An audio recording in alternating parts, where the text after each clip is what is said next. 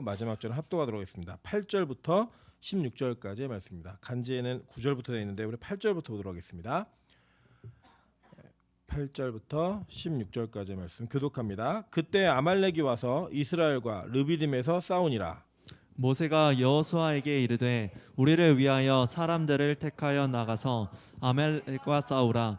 내일 내가 하나님의 지팡이를 손에 잡고 산 꼭대기에 서리라. 여호수아가 모세의 말대로 행하여 아말렉과 싸우고 모세와 아론과 훌은 산 꼭대기에 올라가서 모세가 손을 들면 이스라엘이 이기고 손을 내리면 아말렉이 이기더니 모세의 팔이 피곤함에 그들이 돌을 가져다가 모세 아래에 놓아 그가 그 위에 앉게 하고 아론과 훌이 한 사람은 이쪽에서 한 사람은 저쪽에서 모세의 손을 붙들어 올렸더니 그 손이 해가 지도록 내려오지 아니한지라. 여호수아가 칼날로 아말렉과 그 백성을 쳐서 무찌르니라. 여호와께서 모세에게 이르시되 이것을 책에 기록하여 기념하게 하고 여호수아의 귀에 외어 들리라. 내가 아말렉을 없이하여 천하에서 기억도 못하게 하리라. 모세가 제단 그 이름을 여호와 니시라 하고 15절 읽습니다. 시작. 모세가 제단을 쌓고 그 이름을 여호와 니시라 하고 합독합니다. 이르되 여호와께서 맹세하시기를 여호와가 아말렉과 더불어 대대로 싸우리라 하셨다 하였더라. 아멘. 네, 우리 주변에 있는 분들에게 이렇게 한번 인사하도록 하겠습니다. 당신 때문에 살맛이 납니다. 네. 우리 날씨가 추워지고 있지만 우리 성도들의 얼굴을 바라볼 때 기쁨이 있어서 살맛이 나는 그런 교회 되시기를 주님의 이름으로 축원합니다. 네, 오늘은 출애굽기 58번째 강의 시간입니다. 17장 8절부터 16절까지의 말씀을 가지고 최전방을 확인하라라는 제목으로 하나님 말씀 증거하도록 하겠습니다. 우리가 이제 성경의 단편적인 이야기들을 수없이 많이 듣게 됩니다. 그러다 보면 그 성경의 이야기가 어떤 상황 속에서 진행되었는지 보다는 그 사건의 내용은 알고 있지만 어떤 맥락과 어떤 사건의 연속 가운데 이 이야기가 있는지를 잘 모르실 때가 있습니다. 여러분이 오늘 읽으신 이 본문의 이야기는 뭐 기도라고 하는 내용을 이야기하면서 중보하고 서로 돕는 기도 이렇게 얘기할 때 빠질 수 없는 본문입니다. 그리고 한국교회에서 기도 그러면 얘기하는 몇 가지 본문들이 있거든요. 그 본문 중에 대표적인 본문이 바로 이 아말렉과의 전투의 본문임을 여러분 다 알고 계실 겁니다. 근데 이게 과연 어디에 위치하고 있는지 이 전후로 어떤 사건이 있었는지를 쭉 이해하시다 보면 이 사건이 왜 중요한 사건이고 또 이 사건이 성경의 전체 역사 가운데 어떠한 사건들을 유발하게 되고 그것이 어떤 결론으로 맺어지는지를 오늘 본문을 통해 살펴보시면서 여러분의 최전방이 확인되어지는 그런 은혜가 있으시기를 주님의 이름으로 축원합니다. 네, 오늘 이 본문을 보시면 바로 이 전의 사건이 무엇이냐면 이 지난주에 나누었던 반석에서 물이 터지는 사건이었어요. 그죠? 근데 그 사건이 어디서 일어난 일이었죠? 르비딤에서 일어난 일이었습니다. 이 르비딤이라는 이름의 뜻이 뭐라 그랬죠? 쉼터라고 얘기했잖아요. 그죠? 쉼터라고 얘기하는 쉬는 곳에서 지금 쉼이 없는 거예요. 마실 물도 없어서 어떤 어려움들이 있었지만 더 큰 문제는 뭐냐면 아말렉이 와서 이 이스라엘과 르비딤에서 싸웠다라고 이야기합니다. 여러분 제가 지도를 간지에 실어드렸는데 이 지도에 보시면 잘 보시면 보이실 겁니다. 1, 2, 3, 4, 5, 6번 여기가 르비딤이에요. 예. 그러니까 1번이 어디냐면 저 왼쪽 맨 위에가 1번이에요. 이 지도 말고요. 아까 맞아요. 처음에 보셨죠? 예. 예. 왼쪽에 맨 위에 까만 색깔 원 있죠. 그 1번입니다. 아래로 내려오시면 2, 3, 4, 5, 6번이에요. 이렇게 예, 확대되시네요. 밑으로 더 5번 밑으로요. 예. 6번 보이세요? 네, 그게 여러분 간지에도 있습니다. 거기가 르비딤입니다. 예, 르비딤에 있었을 때 어떤 사건이 벌어지냐면 아말렉이 쳐들어오는 거예요. 이들을 괴롭히려고. 여러분 근데 이 아말렉이 쳐들어오는 그 사건 전후가 무엇이냐면 7번 보이시죠?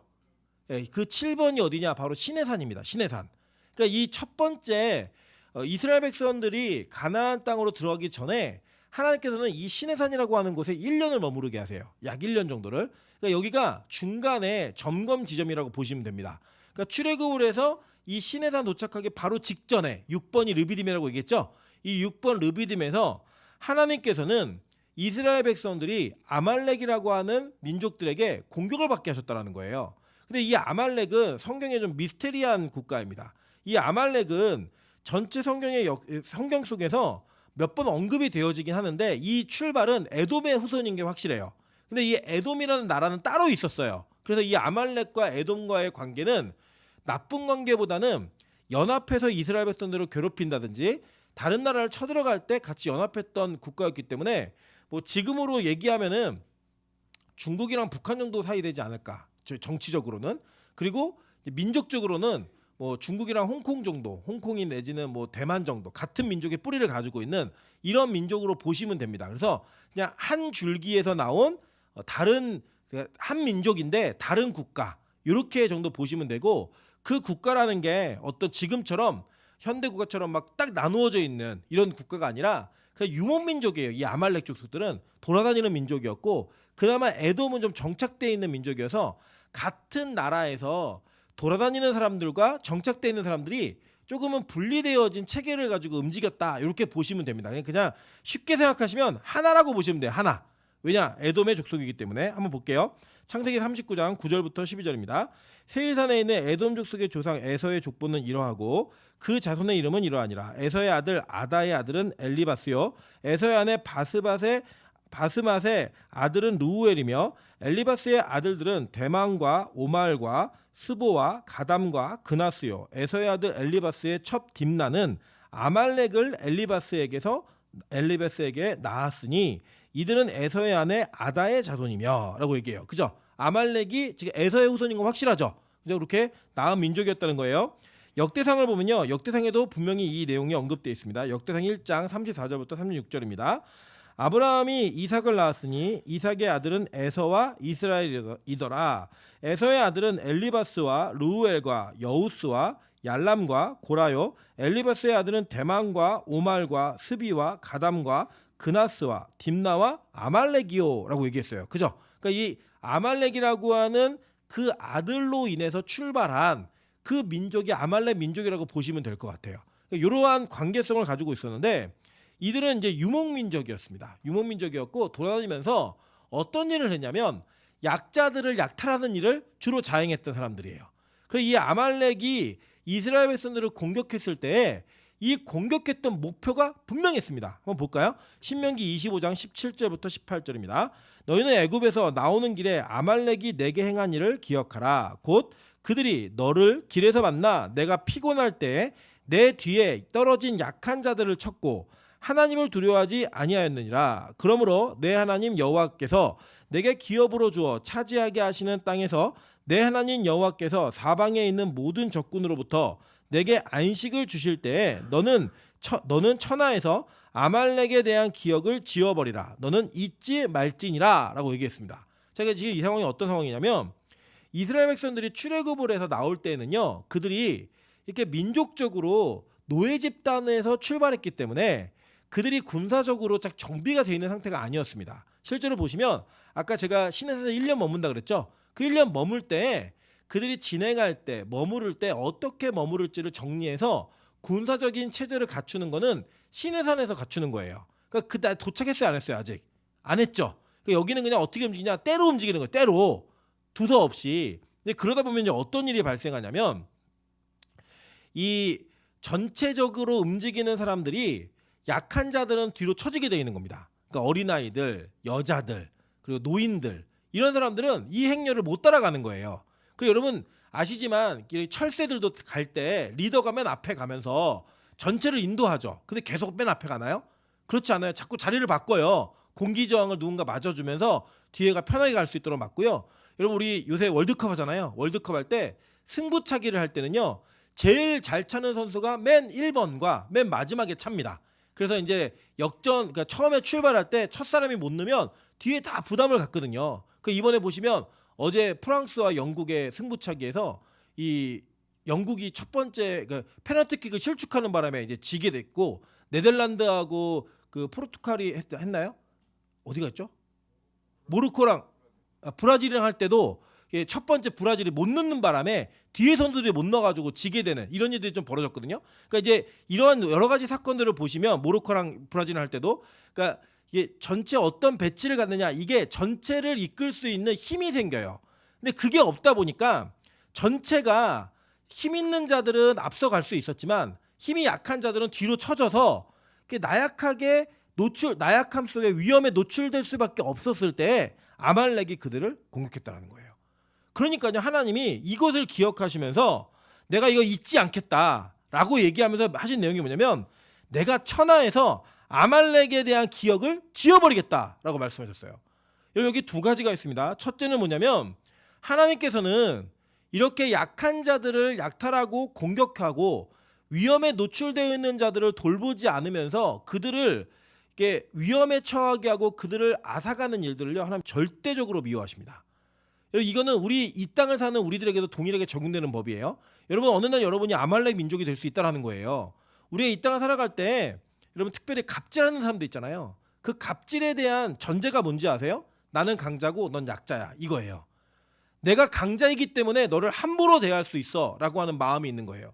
그게 부모 자식 간의 문제이든 부부 간의 문제이든 사회적으로 여러분 어떤 위치에 있든 문제이든 간에요, 이러한 약자를 괴롭히고 약자를 약탈하고 그들을 힘들게 하는 이들을 자행하는 자들, 그들을 성경은 아말렉 민족이라고 하는 거예요. 그러면서 뭐라고 얘기하냐면 천하에서 그들에 대한 기억을 지워버려서 아예 흔적도 남지 않게 하겠다. 이게 하나님의 선언이에요. 굉장히 무서운 일입니다. 그래서 여러분, 저와 여러분은요, 아말렉 민족과 같은 일을 절대로 하지 않으셔야 되는 거예요. 우리는 그리스도 안에서 우리가 먼저 나그네 된 자였고 먼저 죄인된 자였고 하나님의 은혜 없이는 살 수 없는 사람이었다는 걸 기억하셔야 됩니다. 그리고 여러분, 우리 예전에 우리가 어려운 형편에 있었을 때 우리를 돌보셨던 그 하나님의 은혜로 말미암아 지금 내가 존재한다는 걸 절대 잊으시면 안 돼요.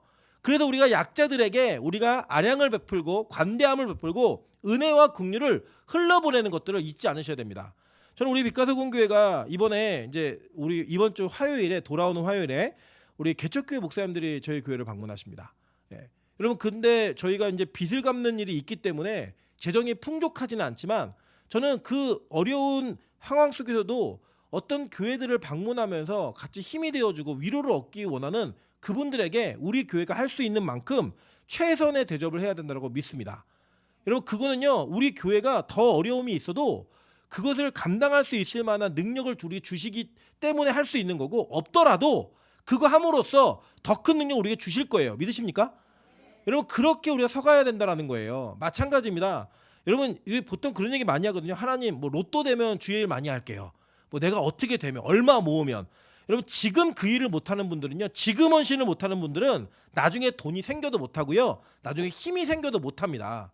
그래서 저는 진짜 너무 감사한 건 뭐냐면 우리 교회가 어떤 어려움이 있을 때마다 어떤 문제를 해결할 때마다 여러분이 십시일반 힘을 모아서 하시는 그 여정 속에서 제가 보면 이분은 좀 더 해야 되는데 못하는 분도 계시고, 그냥 그렇게 생각해요. 믿음이 없는 분이구나, 더 기도해야겠구나, 이렇게 생각합니다. 그냥. 그런데 어떤 분들은 이 정도 하면 안 되는데 이러면 더 하는 분들이 계세요. 그런 분들 보면 기도가 절로 나와요. 하나님, 이 분의 이 삶에 축복해 주세요. 도와주세요. 더 많은 걸 맡겨주세요.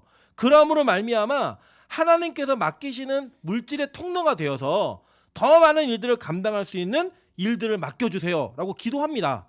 왜냐? 여러분, 이 땅에서 우리가 맡은 것을 통하여 남들을 착취하고 남들 위해 군림하는 그런 모습으로 서는 자가 아니라 그들을 섬기고 그들을 위로하고 나를 통해 흘러가는 것들을 통하여서 하나님의 나라를 세워가는 자들에게는 하나님 더 많은 걸 맡기셔야 돼요. 그래서 그 일들을 하게 만드시는 일들을 이루어 가시는 게 하나님의 방법이라고 성경은 얘기하고 있는 겁니다. 그리고 더불어서 무엇을 기억하셔야 되냐면 우리가 그렇게 드린 것들을 통하여 그 드린 기억들이 우리가 가장 어렵고 힘들 때 하나님이 우리를 도우시고 인도하시는 통로가 된다라는 거예요. 이번 주 금요일 여러분 설교 들으셨잖아요. 그죠? 너무하신 이유가 있다니까요. 어려운 상황에서 우리에게 요구하시는 이유가 뭐냐면 그 섬김을 통하여 그 심음을 통하여 그 이후에 정말 어려운 사건 속에서 우리를 건지실 때 그것이 우리에게 구원의 어떤 실마리가 되는, 영원 구원의 절대적인 통로가 되는 그런 일들을 하나님께서 우리에게 이루어 가신다는 겁니다. 그래서 저와 여러분의 인생에 하나님께 나타내고 하나님께 드리는 것들을 아깝지 않게 생각하고, 그게 건강이든 뭐 물질이든 시간이든 하나님 뺏어가실 때에는요 이유가 있다니까요. 반드시 갚으십니다. 믿으십니까? 그 갚는 것들을 기대하시면서 나아가셨으면 좋겠습니다. 그래서 하나님이요 이렇게 아말렉된 자들을 뭐라고 얘기하시냐면 내가 끝까지 전쟁으로 도말하시겠다는 거예요. 실제로 그 증거가 어떻게 나타나는지 한번 보도록 하겠습니다. 여기서 이겨요. 우리 오늘 아시는 것처럼 이기는데 다 죽지 않아요. 이들이 계속 살아있어요. 그래서 하나님께서는 이 전쟁을 계속적으로 싸워가십니다. 그래서 그 싸워가는 대리자들을 선택하세요. 볼게요. 사무엘상 9장 1절부터 2절입니다. 베냐민 지파 기스라 이름하는 유력한 사람이 있으니 그는 아비엘의 아들이요 스롤의 손자요 베고랏의 증손이요 아비야의 현손이며 베냐민 사람이더라. 기스에게 아들이 있으니 그 이름은 사울이요 준수한 소년이라. 이스라엘 자손 중에 그보다 더 준수한 자가 없고 키는 모든 백성보다 어깨 위만큼 더 컸더라 라고 얘기해요. 이 사울이라고 하는 왕이 이렇게 등장을 합니다. 근데 이 왕에게 어떤 사명이 맡겨지는가 보니까요. 사무엘상 15장 1절부터 9절입니다. 사무엘이 사울에게 이르되 여호와께서 나를 보내어 왕에게 기름을 부어 그의 백성 이스라엘 위에 왕으로 삼으셨은즉 이제 왕은 여호와의 말씀을 들으소서. 만군의 여호와께서 이같이 말씀하시기를 아말렉이 이스라엘에게 행한 일 곧 애굽에서 나올 때 길에서 대적한 일로 내가 그들을 벌하노니 지금 가서 아말렉을 쳐서 그들의 모든 소유를 남기지 말고 진멸하되 남녀와 소아와 젖먹는 아이와 우양과 낙타와 나귀를 죽이라 하셨나이다 하니 사울이 백성을 소집하고 그들을 들라임에서 세워보니 보병이 20만이요 유다 사람이 10,000명이라. 사울이 아말렉 성에 이르러 골짜기에 복병시키니라. 사울이 겐 사람에게 이르되 아말렉 사람 중에서 떠나가라. 그들과 함께 너희를 멸하게 될까 하노라. 이스라엘 모든 자손이 애굽에서 올라올 때에 너희가 그들을 선대하였느니라. 이에 겐 사람이 아말렉 사람 중에서 떠나니라. 사울이 하일라에서부터 애굽 앞 술에 이르기까지 아말렉 사람을 치고 아말렉 사람의 왕 아각을 사로잡고 칼날로 그의 모든 백성을 진멸하였으되 사울과 백성이 아각과 그의 양과 소의 가장 좋은 것 또는 기름진 것과 어린 양과 모든 좋은 것을 남기고 진멸하기를 즐겨 아니하고 가치 없고 하찮은 것은 진멸하니라 라고 얘기해요. 자, 이거 잘 설명드릴게요. 잠깐 들어보세요. 하나님께서 이 이스라엘 백성들이 출애굽할 때 아말렉이 그들을 공격했던 것은 BC 1446년 정도의 일이에요. 그리고 지금 이 사울이 사무엘에게 너 가가지고 여기 다 아말렉 사람 멸하고 와. 이게 BC 1050년 정도의 일이에요. 그러니까 1000년 정도 일. 그러니까 몇 년 지난 거예요? 약 500년 정도, 400년 정도가 지난 사건이에요. 400년 정도가 지났는데 하나님이요 그걸 기억하시더라는 거예요. 400년이 지나서 이거 반드시 내가 멸하겠다는 거예요. 그래서 가서 멸하라 라고 얘기합니다. 그때 여러분 모두 기억하시는가 보니까요. 여기 보니까 이 아말렉 사람들과 겐 사람들이 같이 살고 있었어요. 근데 이 겐 사람들은 출애굽할 때 이스라엘 자손에게 선대했다고 성경은 이야기합니다. 나중에 진짜 그런 일이 있어요. 그래서 이제 그 선대했던 것을 하나님은 400년 전에 그들이 행한 선행을 기억하시는 거예요. 그리고 뭐라고 얘기하시냐면 너 겐 사람들은 이렇게 나가 있어 얘기하는 거예요. 우리 오늘 영어 해바라기 아시죠? 예, 거기서 보면 또 형은 나가 있어. 그리고 한 사람 나가잖아요. 나가고 나머지 다 두드려 맞잖아요. 그것처럼 지금 너 나가 있어 얘기하는 거예요. 너는 열해. 하나님이요 400년 전에 이스라엘 백성을 선대했던 것과 이스라엘 백성을 학대했던 것을 하나님 정확히 기억하시고 400년 뒤에 이 일을 집행하시는 거예요. 우리 옆 사람에게 이렇게 인사하겠습니다. 나한테 잘해. 예. 여러분 이게 얼마나 중요한 일이냐면요. 하나님의 백성을 선대한 것과 선대하지 않은 것을 하나님 400년 동안 기억하셨다니까요. 400년 동안 그들은 아무 일도 안 일어나니까 와 내가 누구 괴롭히고 학대했는데 전혀 문제 없네 내 인생에. 내가 남의 것을 약탈했는데 전혀 문제 없네. 억지로 뺏었는데 전혀 문제 없네. 여러분 그렇게 했던 것이요 400년 뒤에 사건으로 드러나더라는 거예요. 여러분 이 땅에서요 살아가면서 우리가 생각할 때 의인과 악인들이 있잖아요. 착한 사람과 나쁜 사람들이 있는데 우리가 판단하는 그 기준으로 이 땅에서 그 모든 것들이 평가되지 않더라는 거예요. 예를 들면 우리나라에 정말 나라를 빼앗긴 그 어려운 시기에 독립운동을 했던 후손들과 친일을 했던 후손들이 있어요. 근데 여러분 비교해 보시면 지금 너무 명확한 건요. 지금 독립운동을 했던 자들의 후손들은요. 생존을 위해 살아야 되는 절대 빈곤 가운데 있습니다. 진짜 부자였는데 자기의 모든 재산을 다 거기에 들였는데도 불구하고 나중에 나라가 독립되고 해방된 이후에도 여전히 가난한 삶에서 벗어나지 못하는 후손들이 지금도 있고요. 심지어는 친일을 했는데 그 친일한 사람들이 자기의 나라가 국고로 환수한 것까지도 법으로 투쟁해갖고 받아내는 그런 나라예요. 우리나라가. 그 눈으로 보면 여러분 되게 희한하지 않으세요? 그 나중에 우리나라 또 이런 일이 발생되면 우리 다 뭐 해야겠어요? 다 그 기억을 하면서 우리 친일도 되겠구나. 우리 외세가 들어와서 우리나라를 다 뺏어도 거기에다 하면 되겠구나. 그리고 나라 팔아먹는 그런 일들이 벌어지는 거예요. 여러분 지금. 안 되니까. 근데 여러분 저는 하나님이 우리가 이런 일들을 우리 눈과 우리 평가로는 이게 옳다 그러다 얘기할 수 있겠지만 지금 그게 우리 눈 속에서는 제대로 평가받지 못하는 것 같아요. 제대로 심판받지 못하는 것 같아요. 좀 믿습니다. 하나님 절대 기억하시는 분이에요.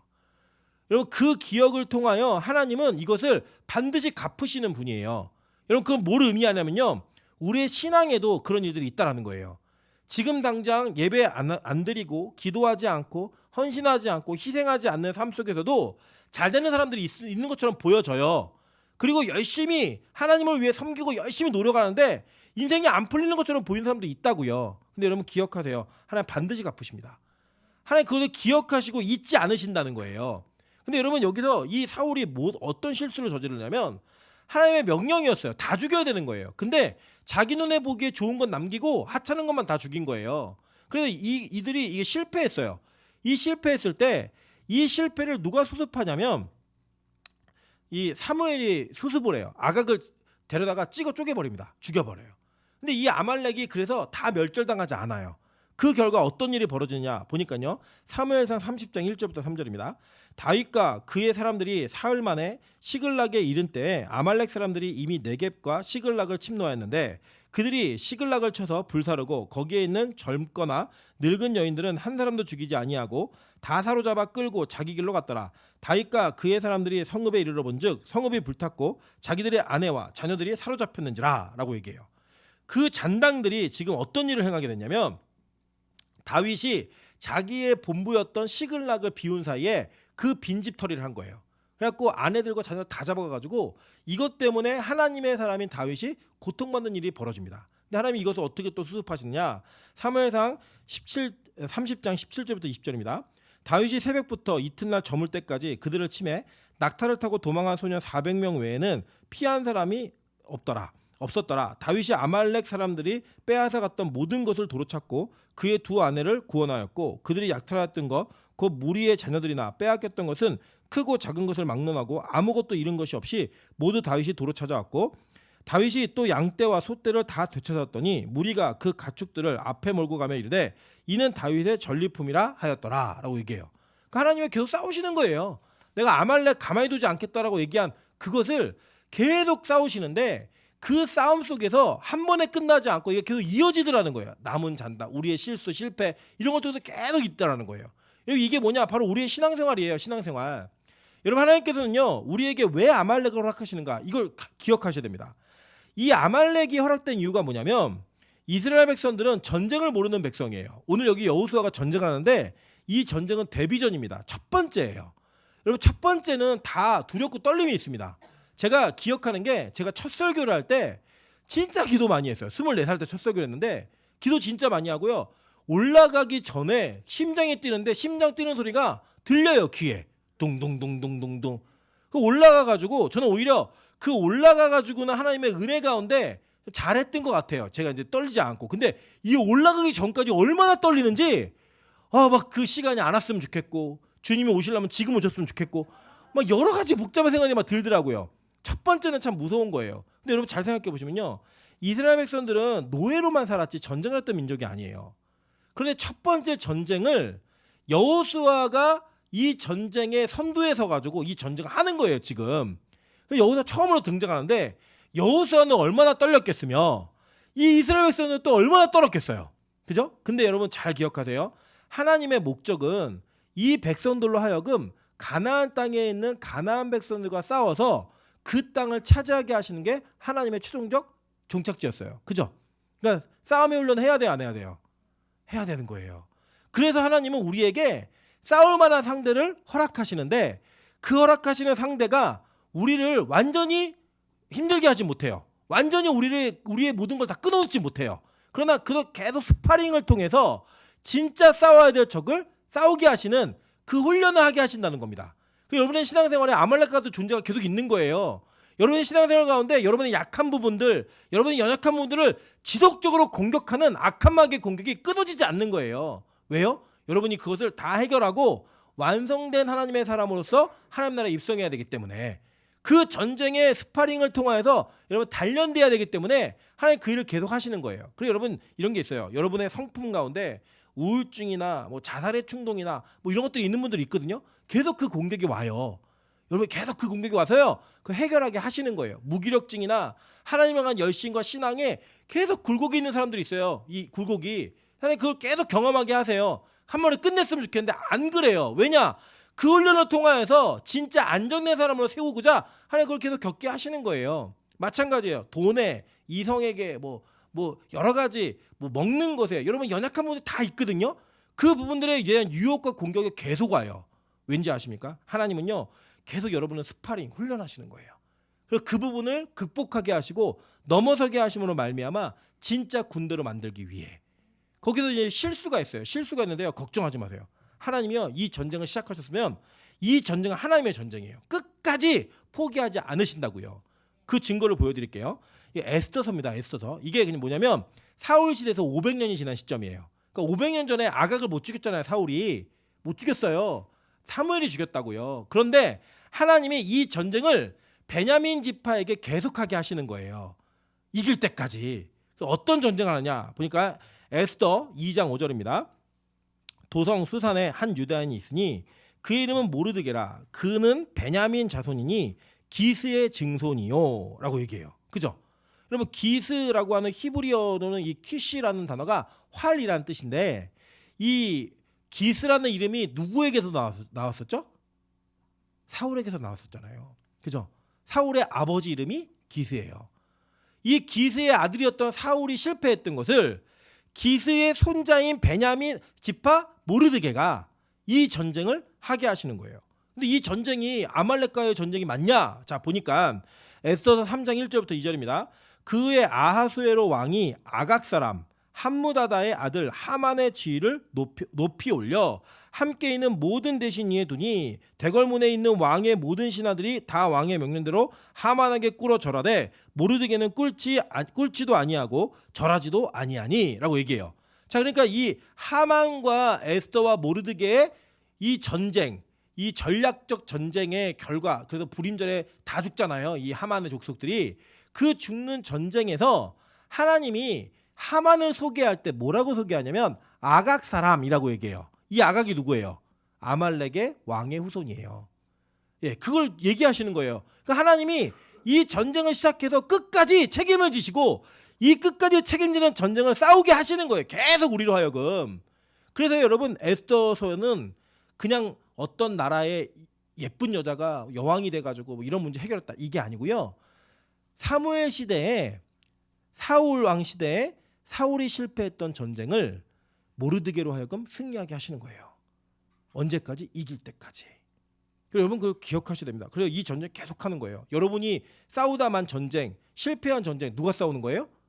여러분의 자녀들이 싸우시는 거예요. 우리 빛과 소금 교회가 첫 번째 해결하지 못한 문제를 다음 세대가 해결하는 거고요. 그 해결하지 못하면 그 다음 세대가 해결하는 거예요. 여러분 이게 얼마나 감사해요. 우리가 1월 1일 날 봉헌 예배를 드릴 거예요. 제 믿음의 선포예요. 드릴 거예요.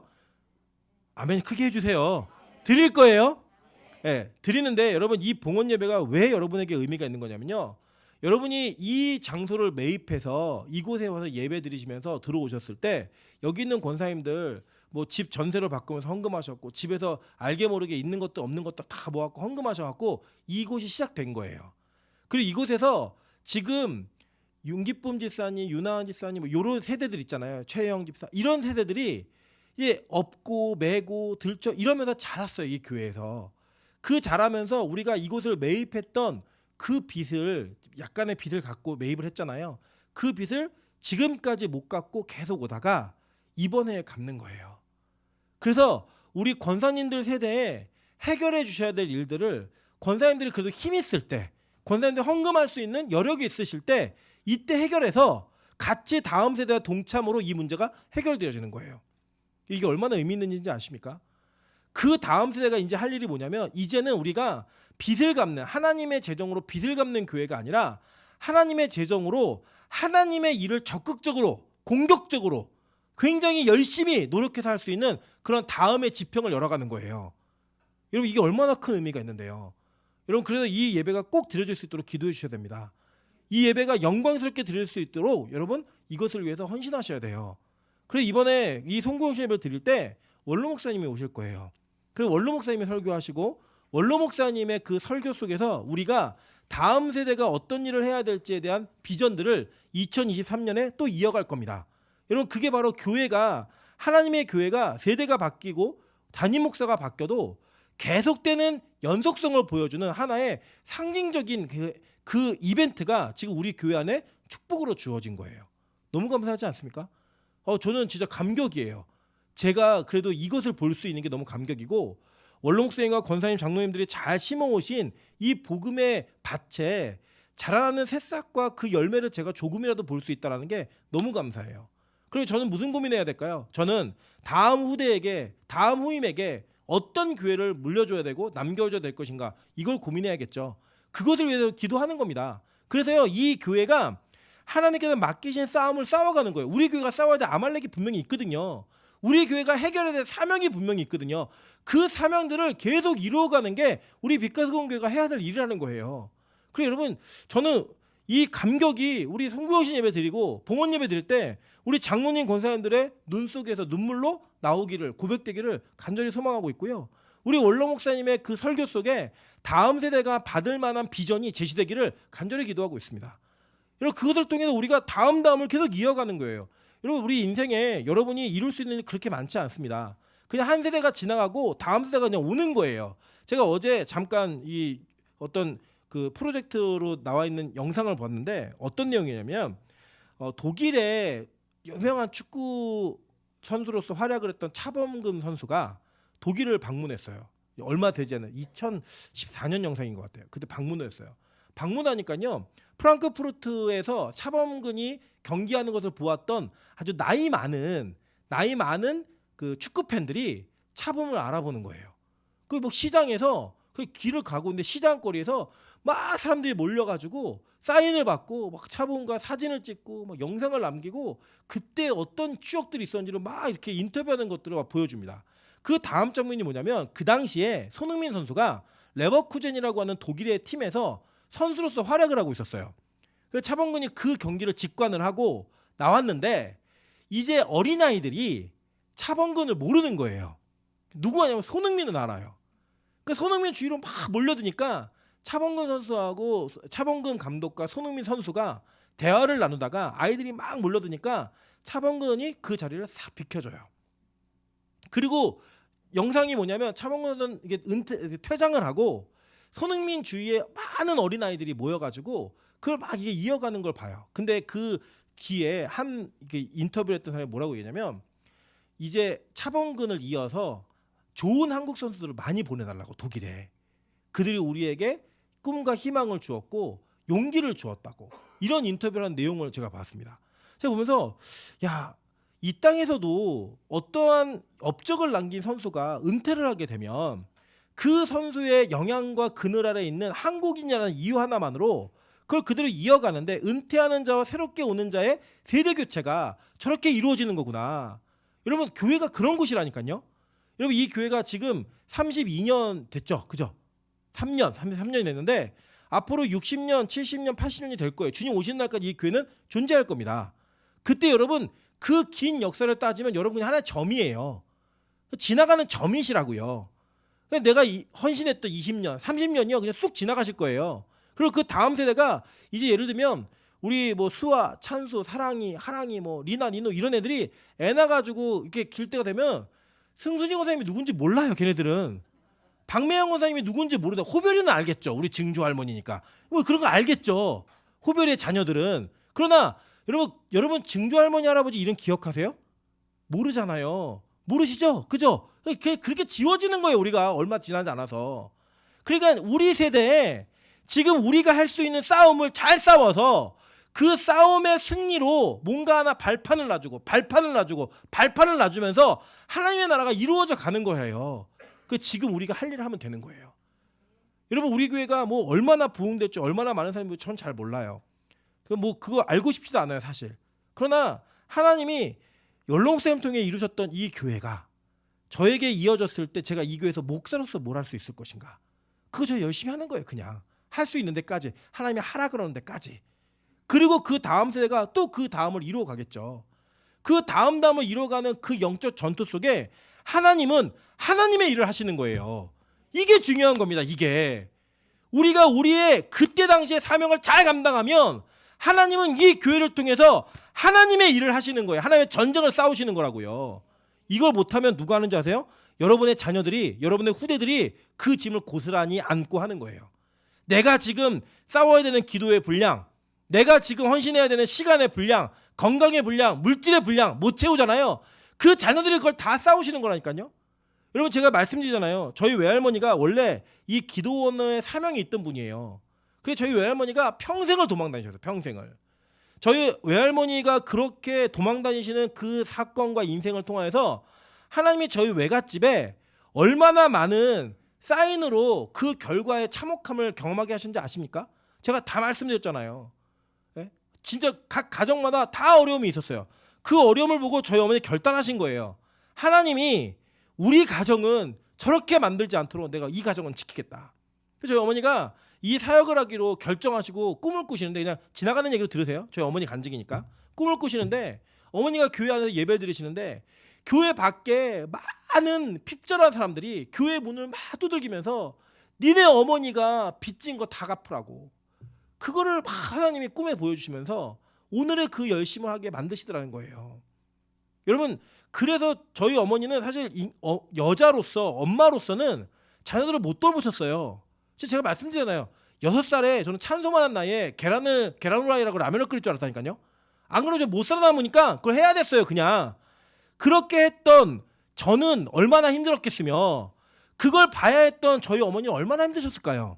근데 저희 어머니는 이걸 하지 않으면, 이렇게 살지 않으면 내 자녀가 그 짐을 다 진다라고 하는 부담감이 저희 어머니 일생에 있었던 거예요. 그래서 저희 어머니 진짜 죽도록 열심히 하셨고 지금도 열심히 하세요. 지금도 최선을 다하세요. 저희가 제 젊은 사역자들이 부담될 정도로. 왜냐? 지금 오늘의 그 싸움을 싸워주지 않으면 후대가 져야 될 짐이 너무 크니까 그 기도의 자리와 그 헌신을 지키시는 거라고요.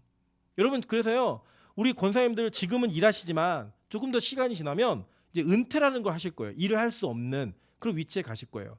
그때 저는 이 교회 낮에 기도의 불이 켜지기를 간절히 소망합니다. 이 교회가 하루 종일 기도의 소리가 있는 교회가 되기를 간절히 소망합니다. 왠지 아세요?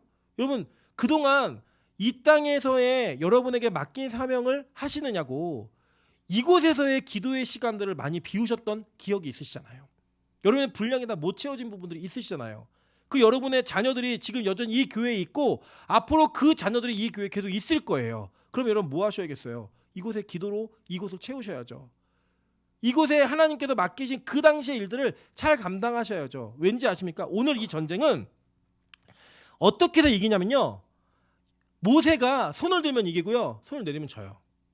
근데 이 손을 올리고 내리는 게 어떤 의미가 있는 거냐면, 여기서 11절에 보시면 모세가 손을 들면 이스라엘이 이기고 손을 내리면 아말렉이 이기더니 이렇게 얘기를 합니다. 근데 이 손을 들다라고 하는 게 이 쿰이라는 단어인데 이게 일어나다라는 뜻이에요. 손이 일어나다 이런 뜻이에요. 그리고 그 뒤에 내리면 이게 누하흐라는 단어인데 이 단어의 뜻이 뭐냐면 쉬다라는 뜻이에요. 그러니까 손이 쉬는 거예요. 근데 손을 드는 게 어떤 의미냐면요, 자 보니까요, 역대하 6장 13절부터 14절 그 29절 한번 보도록 하겠습니다. 자, 솔로몬이 일찍이 노스로 대를 만들었으니 길이가 5규빗이요 너비가 5규빗이요 높이가 3규빗이라 뜰 가운데 두었나니 그가 그 위에 서서 이스라엘의 모든 회중 앞에서 무릎을 꿇고 하늘을 향하여 뭐 했어요? 손을 펴고 이르되. 그죠? 그 뒤에 하는 게 다 기도예요. 시편 28편 1절부터 2절입니다. 여호와여, 내가 주께 부르짖으니 나의 반석이여, 내게 귀를 막지 마소서. 주께서 내게 잠잠하시면 내가 무덤에 내려가는 자와 같을까나이다. 내가 주의 지성소를 향하여 나의 손을 들고 주께 부르짖을 때, 손을 들면 그게 뭐예요? 기도한 행인 거예요. 그죠? 자 보세요. 14번입니다. 디모데전서 2장 8절입니다. 그러므로 각처에서 남자들이 분노와 다툼이 없이 거룩한 손을 들어 기도하기를 원하노라. 손 들고 기도하라는 거예요. 여호수아 8장 20절입니다. 이 여호수아가 이때 기억을 통해서 나중에 아이성 전투를 할 때 어떻게 전쟁하나 볼게요. 아이 주민들을 진멸하여 바치기까지 여호수아가 단창을 잡아 든 손을 거두지 아니하였고, 이 든 손이 이게 올리다예요. 단창을 들고 손을 계속 들고 있었던 거예요. 뭐예요? 여호수아가 이때 당시에는 뭐였냐면, 지금 아말렉과의 전쟁에서는요, 싸우는 사람이었고 모세가 기도하는 사람이었어요. 근데 자기가 열심히 싸웠는데 자기의 힘과 그 싸움으로 이기거나 지거나 하지 않더라는 거예요. 위에서 모세가 손을 들면 이기고 손을 쉬면 지더라는 거예요. 그래서 나중에 아론과 홀이 이걸 받쳐가지고 손을 계속 들고 있으니까 해가 지도록 내려오지 않으니까 그때 이기는 거를 누가 경험했어요? 싸움의 현장에서 여호수아가 경험한 거예요. 그러니까 내가 칼싸움을 열심히 연습하고 잘 찌르고 잘 벤다고 이기는 게 아니구나. 기도하는 그 기도가 이 싸움의 승패를 결정하는구나. 그걸 배운 거예요. 그러니까 그걸 배운 이 여호수아가 뭐 한 거예요? 자기가 아이성 전투를 할 때 단창을 들고 손을 내리지 않은 거예요. 계속 뭐 한 거예요? 기도한 거예요, 여러분. 그 기도를 했더니 그들이 이기더라는 거예요. 여러분, 지금 이 시대에 예전에 우리 목사님들, 목회를 하는 분들은요, 그냥 뭐 금식기도 밥 먹듯이 하시고요, 철야기도 밥 먹듯이 했어요. 뭐 제가 아는 목사님들은 교회가 부흥이 안 되면 이 강대상에 이불 하나 깔아놓고 밤새도록 여기서 주무시면서 하나님과 대화하고 기도하셨고, 그것조차 안 되면 산에 소나무 뿌리 뽑으러 올라가서 산 나무 붙잡고 기도하면서 산기도를 하셔서 이 한국교회를 이렇게 세워오시고 일구 오셨어요. 물론 그분들의 기도 행위야 이루신 그 업적이 우리가 다 받아들일 수 있는 건 아니겠지만, 그 기도가 있었기 때문에 그래도 이 복음의 불모지였던 한국에 그냥 한 건물 건너 한 건물에 교회가 있는 그런 일들을 하나님이 벌려오셨다고요. 그 은혜가 있었다고요. 여러분, 다 그 결과물로 우리 권사님들, 장로님들 그렇게 신앙생활 하신 분들 아니세요? 근데 여러분, 지금 이 시대에는 그렇게 기도하는 목사를 찾기가 너무 힘들어요. 너무 힘들어요. 여러분, 제가 이번에도 참 안타까웠던 게 뭐냐면 두 가지였어요. 하나는 빛가서공교회가 부교육자를 구하려고 공고를 계속 내고 있는데, 그 공고의 내용을 보면 그 내용 자체는 그렇게 어려운 교회가 아니에요. 일단 뭐 새벽기도 없습니다. 오후 2시에 출근합니다. 그 연봉도 다른 교회에 비해서 그렇게 적게 주지 않아요. 뭐 일단 좋아서 조건이 좋으니까 문의는 많이 해요. 근데 그 문의 속에 결론이 뭐냐면 너무 힘들겠다예요. 왜냐? 매일 저녁 예배가 있습니다. 주일 저녁과 월요일 낮부터 저녁은 기도원에 올라가서 기도를 합니다. 그리고 1월하고 8월에는 특별 새벽 기도가 21일 동안 광주로 왔다 갔다 해야 됩니다. 여기 떠난 이주영 목사님이 뭐라고 얘기하냐면 그 얘기하지 말래요. 일단 채용을 하고 청빙한 다음에 알려주래요. 근데 야, 그거 사기지. 그랬더니 아니, 자기도 그걸 먼저 알았으면 안 왔대요. 여러분, 그게 지금 현실이에요. 심지어는 저희가 부교육자를 파트로 2분을 뒀으면 좋겠다라고 얘기해서 저희가 파트 사역자를 제가 이게 쭉 물어보고 얘기하고 그래도 괜찮은 대우로 우리 공고를 냈어요. 한 장도 원서가 오지 않아요. 한 장도. 제가 왜 이 원인이 무엇인지, 우리 교회 무슨 문제가 있지 물어봤어요. 물어보면 제가 금요일에도 말씀드렸지만 그 물어본 결론은 뭐냐면 지금 신대원의 50%의 신학생들이, 전도사님들이 사역을 하지 않습니다. 저희 때는 99%가 사역을 했어요. 진짜 한두 명만 유학을 준비하거나 나이가 너무 연로하신 분들만 사역을 못 하셨고, 나머지 모든 전도사들은 다 사역을 했습니다. 큰 교회든 작은 교회든 맡겨진 교회는 내 교회라고 생각하고 진짜 열심히 했어요. 근데 안 해요. 이유가 뭐니? 돈이 적어서 그러니? 물어봤더니 아니래요. 자기의 삶의 균형이 깨지는 게 싫대요. 교회에게 매여서 주말에 정말 눈코 뜰 새 없이 바쁜, 그게 너무 싫대요. 그래서 그냥 공부는 공부대로 하고 자기 귀에 듣기 좋은 말씀 들으면서 그렇게 그냥 신대원 생활을 보내고 싶다고 얘기했어요. 이 멍청한 놈들아, 얘기했어요. 진짜로 이 멍청한 놈들아. 지금 우리 한국 교회는요, 지금 오징어 게임에 있는 일들이 벌어지고 있어요. 이러다가 다 죽어, 이런 상황이 있어요. 코로나 이후에 주일학교가 없어진 교회들이 태반이고요. 성도가 다 줄었습니다. 성도가 늘거나 성도가 예배를 드리고 재정이 는 교회는 빛가소금교회하고 하늘문이 유일해요. 제가 이거 들어본 교회 중에는 다 전멸 상태예요. 그런데요, 그 교회가 힘들다고 안 들어온대요. 그 교회가 힘들다고 구경하겠대요. 강 건너서. 제가 그랬어요. 2, 3년 뒤에 너희들 갈 교회도 없고 너희들 부를 교회도 없어. 지금 이러면 다 죽어. 여러분, 지금 그게 이제 이 전도사들의 현실이에요. 그래서 여러분, 기도 많이 해주세요. 앞으로 부교육자를 정말 좋은 분이 오시는 게 진짜 힘든 시대가 되어버렸습니다. 네. 진짜 힘든 시대가 되었어요. 여러분, 이게 나중에 이제 제가 언제 은퇴할지 모르지만 은퇴하면요, 제가 이 교회를 사임하면요, 여러분, 담임 목사국이 더 힘들어지는 거예요. 이게 지금 우리 한국교회 현실이에요. 제 후배가 그런 얘기 하더라고요. 형, 우리 은퇴하기 힘들겠어. 교회를 맡길 애들이 없어 이제. 사람도 없고 일꾼도 없는 거예요. 여러분 이게 지금 우리 한국교회 현실이라니까요. 지금 이때 우리가 회복해야 될 게 뭘까요? 기도의 자리, 기도의 자리. 오늘 성경이 우리에게 답을 알려주고 있는 거예요. 너희들 노예 집단이었지, 아무것도 못하는 자들이었지, 나와서 싸움을 하면 벌벌벌 떨 수밖에 없는, 아무것도 싸움의 경험도 없고 전쟁을 할 수도 없는 그런 이 집단을 하나님이 전쟁을 하게 하시는데 그 승리가 어디로부터 오는지를 정확히 알려주는 사건을 오늘 벌리시는 거예요. 그건 뭐예요? 앞으로 너 이렇게 싸워, 이거예요. 앞으로 기도로 싸워, 이거인 거예요. 그래서 여러분 기도 자리를 회복하셔야 됩니다. 지금 여러분 삶 속에 철저하게 지고 밀리고 있는 사람들 계시죠? 예배도 무너져 있고 나의 삶도 무너져 있고 감격도 없고 기쁨도 없고 무엇도 사라져 있는, 어떤 것도 사라져 있는 그런 분들 계시죠? 다시 해결해야 될 게 뭔지 아세요? 기도의 자리인 거예요. 기도의 자리가 무너지니까요, 그게 안 되는 거예요. 그 기도의 자리가 없는 뭐 식사기도 중심으로 기도의 삶을 사시는 분들, 다시 한번 여러분의 삶을 점검하셔야 돼요. 왜냐? 이걸 해결하지 못하면 여러분 이 전쟁은요, 끝까지 싸워야 되는 전쟁이에요. 여러분이 다 못 싸워내면 여러분 후대가 싸운다니까요. 여러분의 인생에 이 싸움이 피한다고 끝나지 않아요. 제가 나중에 찾아오세요. 저희 외갓집에 무슨 일이 벌어졌는지 자세하게 말씀드릴게요. 여러분 들으시면요, 어우, 나한테 그런 일이 오면 안 돼. 저희 어머니가 왜 가정을 내팽개쳤다고 비난을 들으면서까지 그렇게 일을 하셨겠어요. 그 하나님의 철저함의 보복이, 하나님이 끝까지 이끄시는 그 처절을 항복시키는 방법이 너무나 처절하고 너무나 비참했기 때문이에요. 진짜로. 여러분 그 일들의 결과가 지금의 하나님의 은혜의 결론을 바뀔 수 있는 유일한 길은요, 지금 이 상황 속에 여러분 기도의 자리로 다시 돌아오셔야 되는 거예요. 여러분 빛가소금교회가 매일 예배를 드리고 있습니다. 여러분의 믿음의 분량에 따라 헌신하시는 거예요. 전혀 그거 부담 갖지 마세요. 뭐 나 못 오니까 나 권세자기 없나 보다. 아니 그렇지 않아요. 괜찮아요. 그런데요, 여러분이 이곳에 오지 않더라도 여러분의 기도의 자리는 반드시 있으셔야 돼요. 왜냐? 그곳이 최전방이기 때문입니다. 여러분 군대가 있으면요, 어떤 부대들을 보면요, 전방에 있는 부대들은요 굉장히 속된 말로 빡세다는 얘기를 해요. 군기도 더 엄하고 훈련도 더 힘들어요. 후방에 있는 부대는 좀 널널해요. 왠지 아십니까? 전방에 있는 부대는 절대 무너지면 안 되기 때문이에요.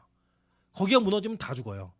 그래서 그 전방은 항상 확인합니다. 그래서 철책도 막 확인하고, 그죠? 부대도 더 많고, 더 많은 것을 제공해주는 이유는 뭐냐면 더 철저한 경계를 통해 절대로 그것을 침범하지 못하게 만들라는 거예요.